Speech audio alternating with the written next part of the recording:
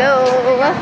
Okay, I just finished my Holy Mass today and it went good, although I get a little bit of sleepiness earlier, but I think it's because I've been walking since earlier. But until now, I'm still going to walk. This is my sacrificial, or they call it offering to God, because you know it's Lenten season and everyone is like they have to be cooperate with sorrows, sadness, because God is going to offer himself, body, mind, and soul entirely this coming Halloween season. So everyone is like they were like the feeling of this kind of sorrow in themselves, and so I am participating with this sorrowful of Christ sacrificial or sacrification through the cross, which is through walking on the church, to the church, and of course doing prayers every day for the conversions of those sinners, for my devotion, divine mercy. So that's what I'm doing every day. This is what I'm going to offer to him. And of course, I just want to tell you guys, since today is Quaresma in Philippines, they call it in Tagalog Quaresma, Lenten season. And I just want to advise to all of you, because earlier there is this grandma at the church. She teach me about this kind of Quaresma. Since there is a 40 days Quaresma, then you have to like I'm gonna go in and wait 1 second. I love this place because it's so quiet, and at the same time it's the air is so nice. So I'm just gonna go stop in here to create my vlog, because I feel like I'm so exhausting. I'm exhausting, so I have to stop for a while. And I just gonna go and finish here for a while my vlog. And then, well, we are here near of the riverside, and then back to the story earlier in the church. I was like, after the Holy Mass, right after, you know, here in Philippines, we have to do this clapping hands like that after the Holy Mass for praising God.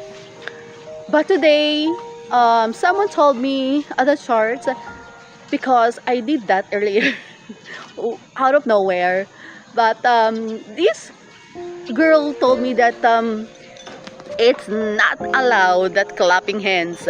It's not allowed that clapping hands this Quaresma or Lenten season, which is 40 days.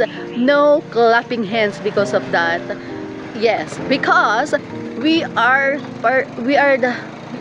supposed to feel the sorrows, emptiness, sacrificing of God for us, for the whole humanity, because he will going to do that soon next month on Holy Week. And then so there is no clapping hands, and all of you, if you are doing that, but today Lenten season, you cannot do that. It's not allowed.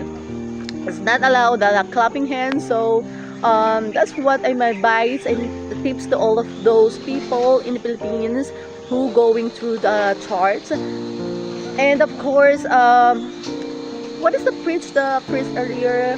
Well, the preaching is just a simple one. it's all about the teachings of the Son of God about the Our Father. Our Father, which is the theme motif. The theme is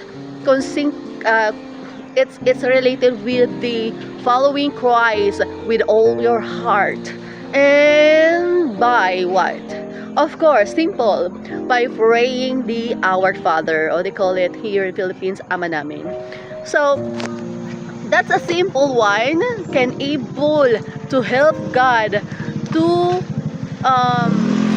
praise Him, so that you can able to praise Him through just one simple prayers, which is what He teach the time is that Our Father.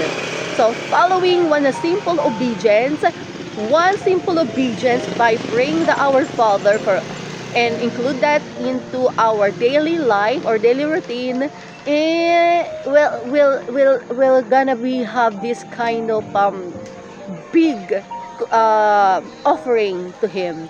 You will praise God because of that for your daily prayer of our Father. And that's what the Son of God teach us. By just simple following that being praying that simple prayers of our Father, meaning you are doing the participations of worshiping, and not only that, it's a sign that you are being obedient to Him. So that's the preaching today. And now I'm gonna go and walk now and do this 40 days Lenten season challenge. If other people do it, telling that if it is challenge, then go and challenge. I should have and you know what, I should have just pray at home, 40 days prayer at home, but it's not necessary, because I always doing that every day, praying every day. If I get this time or I get a time to pray, then I do it and I will do it. Well, usually every day I do this conversion of sinners through the rosary, and of course healing, for the healing through divine mercy. That's what my prayer is every day, if I can able to pray.